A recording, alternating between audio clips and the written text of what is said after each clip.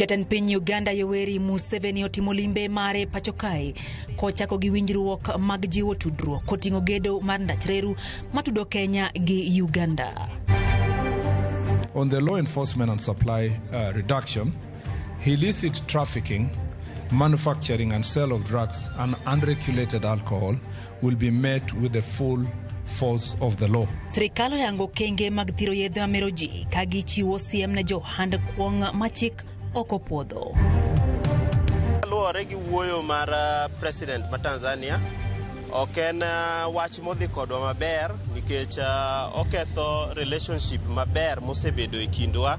Jo Kenya oseo piny Tanzania kuom kumo jo ohala matindo mawuok e pinje maoko kagikoni madhi ketho winjruok e kind pinje Afrika maugwe.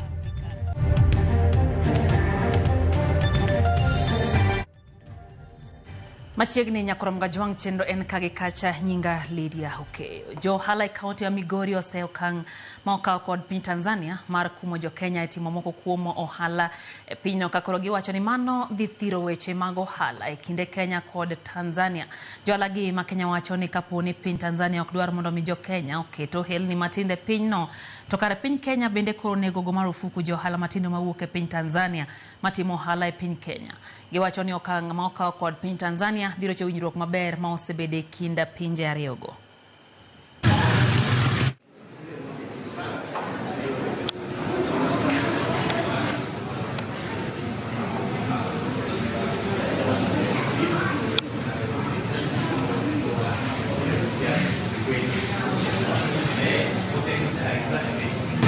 Luore gi wuoyo mar president ma Tanzania oken wach modhi kodwa maber nikech oketho relationship maber mosebedo e kindwa gi jo Tanzania. Wasebedo ka watimo kodgi biashara kendo gimbe gitimo kodwa. Ginya kelo gigegi wambe watero negi gigewa kendo en wach maber ma timore e yor biashara. To koro kaka Samia Suluhu osewachono, wambe entie gi right ne mar wacho kaka en jatelo mar pinyne, to wambe koro dhi chunowa. Koro ka tek to tek, koro ng'ato ka ng'ato ogo biashara e dhodgi. Ok ang'e ni nogolo parono kanye kech kata kiwuotho Migori ka mon mawuotho go dheri winjo mani unichangie gin mon temo ya mana Tanzania. To kineno loche maringo ka masombo dhok kata moting'o rabuon kata moting'o ang'o, oya mana yo Tanzania ka biro koni. Pachgi mar tamruok mar uso kono to nwasechako neno chon, kata kiwinjo kaka japiko ywak kidhi ga piko ni kono to en apiko no nyaka make kata gigo mar sim kanyo nyaka fine magigoni no emigol. To wakwayo ni kare wabende kaka ker marwa Maruto ebe kare koro situmo wach mare ni jo ohala ma Tanzania madonjo kata mauso mananasa iye kagi kaka machalo mine mauso machungwa kama machalo mine gibende kare koro lornegi mondo migiwe biro e Kenya ka nikech apani sama jo ohala Tanzania biro Kenya ka wambe mekwa kadhi kocha. Ajo wand gwen agolo Tanzania e chiri ma Tanzania kaka wuono koro goyo road block nikech ja Kenya loke thurge. Ere kaka waburo loko nikech kata en jogene wuok kocha ka uso Kenya ka koro mano timo mondo koro koro ji bede ni nyalo loko jo Tanzania kucha. Dong mano kelo wach mar nyaka ni jo Tanzania bende koro kik lok Kenya ka. Piny owacho yango kenge mag thiro tiyo kod uso aoyaye mag yedhe makelo mere pacho kae mabende osero chongi marawere mathoth. Nyasi mar yango chike manyien mag thiro yedhe mameroji. Tan migawo mar arita Kipchumba Murkomen jiwo Uganda mondo mi ochiw arita makare ne rawere kendo geng'ogi kuom tiyo gi yedhe mameroji.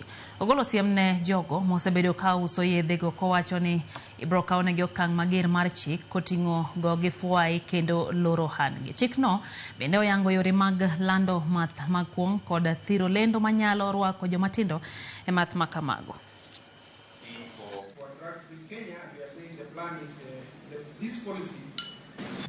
We are going to sack people. We have started sacking them, and they will go to court.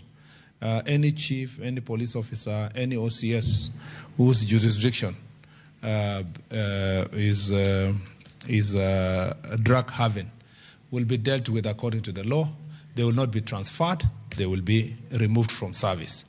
Those who are committing these acts will also be prosecuted accordingly. The first one is the rising of the legal age from 18 to 21. The second is the banning of alcohol ads in the TV. We want our children to learn ABC and not SDU, which is substance use disorder. Banning these ads during prime time. We also want them to mandate them to put warning ads at pictorials on these alcoholic drinks as we do in tobacco. Kwa dhimbele njeten migao mathieth Eden Duale kawuono chope nyim komiti marod bura mochung ne thieth kendo dadhoge wi chenro ma sirkal nitiere godo mara kedo kod yedhe mamero ji mwandu mag ndawa kod midhiero magikele thurka. Duale onyiso komiti no ne sirkal oseketo kenge mag gayo midhiero mag tiyo asasa kod yedhe mamero ji ka bende oyiene piny Kenya pod kale midhiero mathoth koting'o tuoche mikelo kod math ndawa ma osemedre thurkae. There are many things. The children learn both from home environment and they learn from the outside environment, which is the school. But I think as a country, this is a moral question. It is in fact a question for parents, it's a question for religious leaders. When we take our children to Sunday school or to the madrasa, Ministry of Health cannot take the role of parenting. We can take the role of enforcement on the big people. But if we want to clean our country, I think where we lost as a country is that the role of parenting has become very deficient in our country. Parents must take that role from an early age, whether it is in terms of these drugs. Wadhi kaunti ya Migori kama jodake gwenge mag Kuria West yuago monj makinde ka kinde maitimo kod jogo maumandre kod bunde ma oseyo kama kuom oganda wito ngimagi ka mwandu bende osekwal. Jojuma Negiler. Nek mara chiel kum jolbo manya Bohanse e sub-county ma Kuria West mane chiel kod Magina kar sa chiel mar midhiambo tarik 28 ma dwene omedo chumbi e adhola ma jodak e sub-county ma Kuria West ma osudo ka yuagro chuok magarite kwe. Ja ohala ni ma oyanka kama Mugendi mane chiel kod Magina ka jolwetene neno omedo kwan jok mosne kod jomaundu ma omande kod bunde e sub-county ma Kuria West e kinde ma dweche adek mokalo. Tulisikia tu marisasi zinalia hapa, kumbe walikuwa wamemuua huyo kijana hapa. Huyo kijana ni kijana mwenye anajitafutia, kusema tu ukweli. Ni kijana mwenye anauza mkaa, anauza mafuta, anauza mboga hapo, anajitafutia. Sasa majambazi wanakuja wanaua mtu kama huyo. Si wangechukua chenye wanachukua basi wamwachie roho yake ili atafute kesho tena waje wachukue. Na huzuni mkubwa kwa ajili ya kifo cha huyo kijana. Tumeshangaa sana kwa sababu ni kijana maskini. Kijana alianzia mbali. Alianzia kupalilia mashamba ya watu, akapata hela kidogo, akafungua biashara yake. Hata mkiingia katika duka lake halina vitu vingi. Mugendi ne oriko nitiere karo hande kama use mwandu matendo motingo maka alore kod mamoko e kinde jomaundu mane omane kod bunde ne ochile kod lisasi mawito ngimane. Joneno wacho ni bang' chielo johala ni kod lisasi jomaundugo ne owuotha mos kendo ne gilal ne oganda. Hiyo kitendo ilitendeka tu mchana around saa moja. Hata majambazi walitoroka na hiyo barabara ya kwenda Moinya Bohanse, kulikuwa na street lights zinawaka, walikuwa tu wanaonekana hadharani. Kama jana tunasikia watu walikuja hapa mapema, wakaja wakakaa kwa penye watu wanaripea pikipiki pale na bunduki yao ilikuwa inaonekana tu kwa nje. Kuna watu waliwaona lakini hawakusema kwamba mtu fulani yuko hapa na kitu fulani, wakanyamaza. Kwa hivyo tungependa jamani tuwe na umoja. Mkiona mtu ambaye hatujui hapa ama kitu fulani, tuwe tunaripoti kwa polisi. Kambi ya polisi kwa hapa karibu jamani. Ne kod kuo mag mwandu ma itimo kod jomaundu momandore kod bunde osekelo paro mathoth e yo ma jotend teko gweng' ma Kuria West osebedo katimo tijgi. Naomba serikali tafadhali sana muongee na hawa maaskari wetu hawa waweze kutulinda, kwa sababu wao wamempiga risasi na wakatembea majestically wakipandisha polepole. Kama maaskari wangekuwa karibu, labda wangesaidia ama majambazi wangeshikwa. Kuhusu maaskari wetu, maaskari wako hapa watulinde sisi wananchi, tusaidiane. Sio askari peke yake, ni mimi na askari tuwe kitu kimoja, ndio tuimarishe usalama wetu. Nitiere oganda buora mosa yudo ng'ol kama ok bende osito ngimagi nikech maundu ma itimo kod jonjore e gwego ma Kuria West. Monj ma kinde ka kindene bende osemimo kuom johala e gwegigo koro dak kod luoro e sama gitimo ohandgi. Leta shida katika soko letu la Nyabohanse, kwa sababu hata biashara itaadhirika. Ni nani atafungua biashara kuuza? Saa hizi maduka mengi yamefungwa kwa sababu ya kifo cha huyu kijana. Tumehuzunika sana. Jodagwego ma Kuria West dwaro mondo koti ndarita kwe ojiw wechego mag arita ka bende gikono piny owacho mondo loke obila ma yulo e tich kendo kelnegi mago manyalo konyo e thiro maundu. Sasa tunaomba serikali pia kama maaskari wafanyi kazi mwabadilishe, mtuletee wengine ambao watatusaidia, na pia mtupatie ulinzi wa kutosha. Tuna shida, hakuna security ya kutosha hapa, kwa sababu sasa unaona maisha yamekuwa magumu, biashara ikiadhirika hivyo watu watafanya aje? Kwa sababu watu hawatakuwa wanafungua biashara kwenye saa moja. Watu wamekuwa wakiuza hapa mpaka hata saa 3, saa 4, saa 5 ya usiku, kwa sababu tulikuwa tumepata mambo mazuri kama ya stima, tuko na light ya kutosha, lakini sasa watu wameogopa. George Juma, Ramogi TV, Migori. Jatend piny Kenya William Ruto kod nyawadgi ma piny Uganda Yoweri Museveni oketo kokgi winjruoge aboro moting'o tudruok e yore mag wuoth, ohala mitimo e nam, yore limbe kod arita e kind mamoko kaka yor tego winjruok e kind Kenya kod Uganda.